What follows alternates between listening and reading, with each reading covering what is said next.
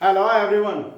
आज हम लोग एक कॉम्प्रिहेंसिव क्वेश्चन बनाते हैं अकाउंटिंग रेशियो में, जिसमें कि अलग अलग रेशियो सारे निकालने हैं, है ना।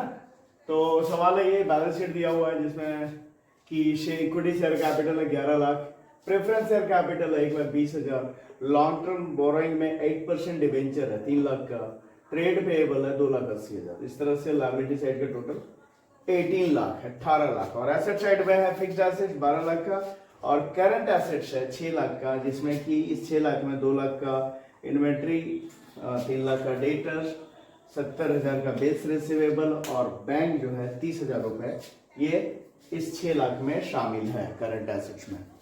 और हमें जो निकालना है, क्या क्या निकालना है? निकालना है करंट रेशियो, लिक्विड रेशियो, डेब्ट इक्विटी रेशियो और फिक्स्ड एसेट्स रेशियो। ठीक है, तो भाई जो अलग अलग रेशियो निकालना है उसके लिए हमें चाहिए क्या क्या, वो पहले निकाल देते हैं। जैसे करंट रेशियो निकालना है तो उसमें करंट एसेट चाहिए और करंट लायबिलिटी चाहिए। लिक्विड रेशियो निकालना है उसके लिए लिक्विड एसेट चाहिए और करंट लायबिलिटी तो चाहिए। और डेब्ट इक्विटी रेशियो के लिए लॉन्ग टर्म डेब्ट और फिर शेयर होल्डर्स का फंड, ये चाहिए। ठीक है, और इसके अलावा क्या रह गया? Fixed asset ratio. Fixed asset ratio के लिए हमें शेयर होल्डर्स का फंड प्लस जो भी लॉन्ग टर्म बोरोइंग है वो चाहिए। ठीक है, तो एक एक करके सारा निकालते चले जाते। सबसे पहले हम निकाल देते हैं करंट एसेट। करंट एसेट्स, तो करंट एसेट्स में है क्या क्या? ये सारा दिया हुआ है, कितना? 6 लाख का। ठीक है, करंट एसेट्स है 6 लाख। अब अगर लिक्विड एसेट्स अगर निकालें तो लिक्विड एसेट्स में क्या है? तो लिक्विड एसेट्स के लिए क्या, जो करंट एसेट्स है वही लिक्विड एसेट्स, केवल फर्क क्या है कि करंट एसेट्स में स्टॉक को भी शामिल करते हैं, स्टॉक मतलब इन्वेंट्री, जबकि लिक्विड एसेट्स में इन्वेंट्री को शामिल नहीं करते हैं। तो कहने का मतलब, अगर करंट एसेट्स में इन्वेंट्री शामिल है तो इन्वेंट्री को जैसे ही वहां से बाहर कर देंगे तो बाकी जो बच गया वो लिक्विड एसेट है। ठीक है, तो 6 लाख टोटल करंट एसेट्स है, उसमें से इन्वेंट्री बाहर कर देते हैं। इन्वेंट्री कितने का? 2 लाख का। इन्वेंट्री 2 लाख का, तो निकल गया हमारा लिक्विड एसेट्स। कितना? लिक्विड एसेट्स हो गया 4 lakh. Current asset 6 lakh, liquid assets 4 lakh. और क्या चाहिए? तो और चाहिए लॉन्ग टर्म डेब्ट। तो भाई लॉन्ग टर्म डेब्ट, क्योंकि डेब्ट इक्विटी रेशियो निकालना है वहां उसके लिए लॉन्ग टर्म डेब्ट चाहिए। तो लॉन्ग टर्म डेब्ट यानी जो लॉन्ग टर्म जो भी लायबिलिटीज है, जो भी लोन्स है, वो लॉन्ग टर्म डेब्ट में आते हैं। तो यहाँ केवल एक है, ये क्या है? 8% डिवेंचर, यही है ना। ये कितने का? 3 लाख रुपए का, यही है लॉन्ग टर्म डेब्ट। ठीक है, और क्या चाहिए? तो अब चाहिए हमें शेयर होल्डर्स फंड। तो शेयर होल्डर्स फंड में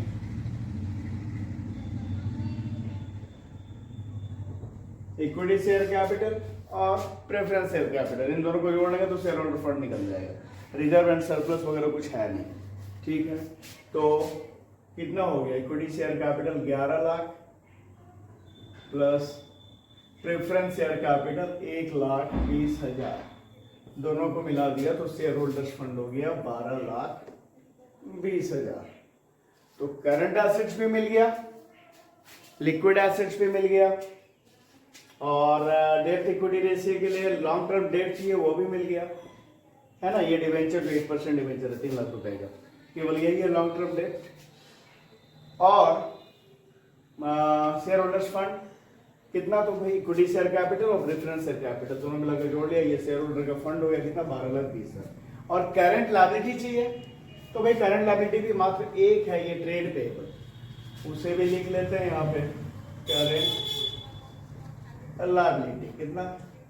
तो 2,80,000।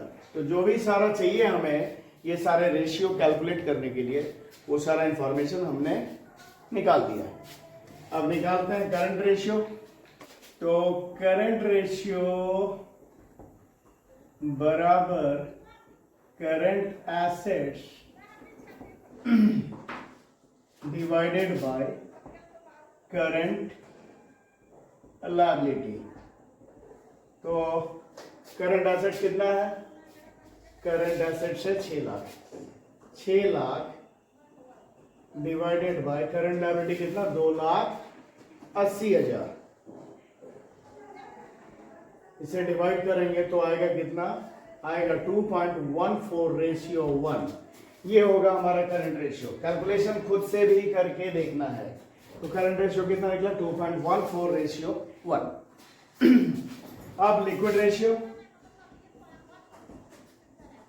तो लिक्विड रेशियो बराबर liquid assets by current liability.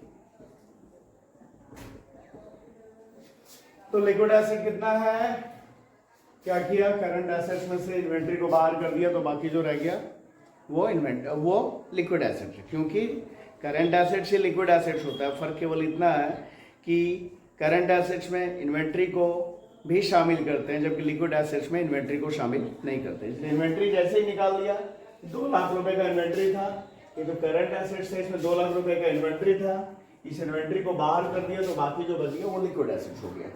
तो कितना liquid asset, 4 lakh divided by current liability कितना, वही 2,80,000।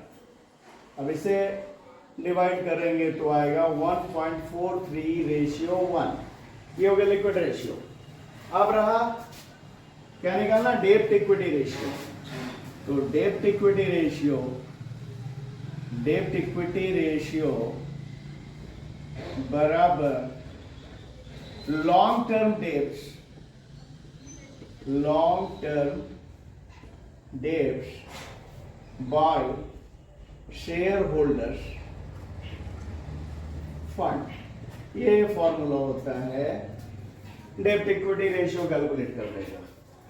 तो इससे करेंगे तो लॉन्ग टर्म डेब्ट है कितना, तो लॉन्ग टर्म डेब्ट है, ये जो डिवेंचर था बस यही केवल लॉन्ग टर्म डेब्ट है ना, ये कितने का, ये है 3 लाख रुपए का। तो 3 lakh divided by shareholders fund, share holders fund कितना है, 12,20,000। तो 12,20,000, इसे अगर हम डिवाइड करें तो आएगा 0.245:1। ये आ गया डेब्ट इक्विटी रेशियो, ठीक है। और अब एक जो बच गया, क्या बच गया भाई, फिक्स्ड एसेट रेशियो। तो फिक्स्ड एसेट रेशियो निकालने के लिए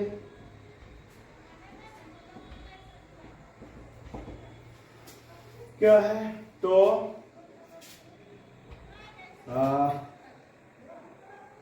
share holders fund plus long term loan divided by fixed assets. ये फॉर्मूला है फिक्स्ड एसेट्स रेशियो कैलकुलेट करने का। Share holders fund plus long term loan divided by fixed asset.